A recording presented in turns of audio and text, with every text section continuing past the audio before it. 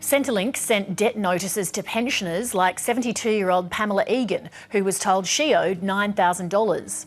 I was angry, I was confused. They're not interested in the average person, they're only interested in getting money, and they don't care who they get it from and how they get it.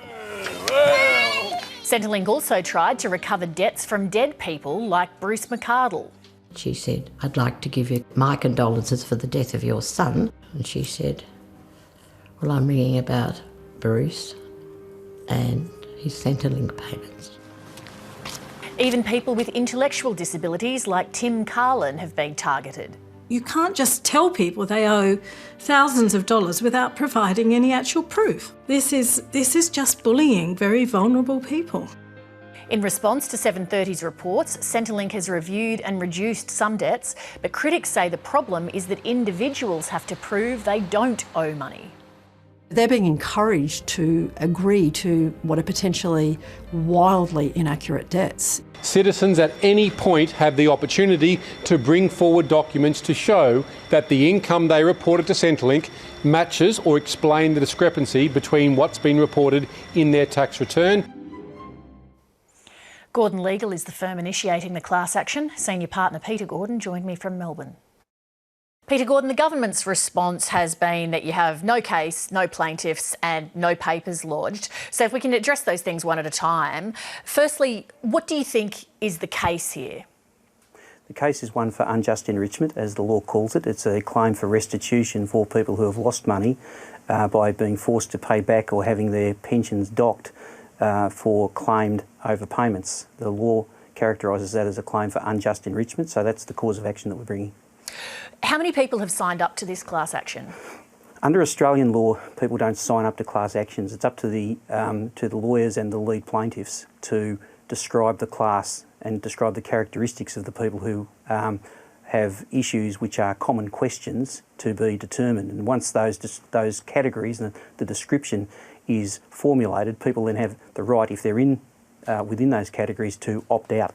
So it's not a matter of people joining the class action, it's a matter of the group being described. We will describe this group as all of those people who have been forced to repay money or received notices and who had an honest belief at the time that they applied for Centrelink benefits and Commonwealth benefits and received them that they were entitled to those benefits. And how many people do you believe that could be?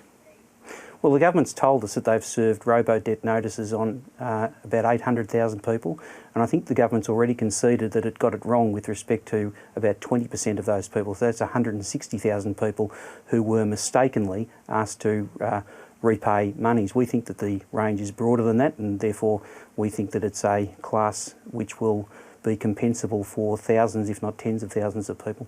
So jumping right ahead, let's say you actually won that case. How do people then get access to compensation? Well, the primary relief that we'd be seeking in this is that the money which the Commonwealth took off people, they repay. So we would be asking the government to go to its records, look to where it took money off people, and to provide restitution to those people for those monies. So the onus would be on the government to find the people that money is owed to, not on the people to then try to make contact with your law firm or the government themselves? Well, there are a range of ways in which it could be done, and certainly doing it through a law firm is one way to do it. But this is a very large government bureaucracy which has the names and the details, including the details of what we say are unlawful payments which have been made, and the payments aren't just that we say are to be made are not just the reclaimed payments, but there was a 10% penalty levied on these people as well. There may also be compensation payable. I think there will be compensation payable. And when will you be lodging this matter in court, and in what jurisdiction? We'll be lodging it in the federal court. We'll be lodging it in the next fortnight to 4 weeks. So we would expect that within 12 to 24 months, if the matter doesn't settle, and there's always a chance that these sort of matters do settle, but if it doesn't settle, then we would imagine that it would get to trial sometime in early 2021. Peter Gordon, thank you very much. Thanks, Lee. And if you have a robo-debt story you'd like to share, you can email us at 730@abc.net.au. Hi, I'm Lee Sales. Thanks for watching this story. If you'd like to watch more of 730's stories, they are on the left of your screen. And tap on the button below to subscribe and get the latest from ABC News.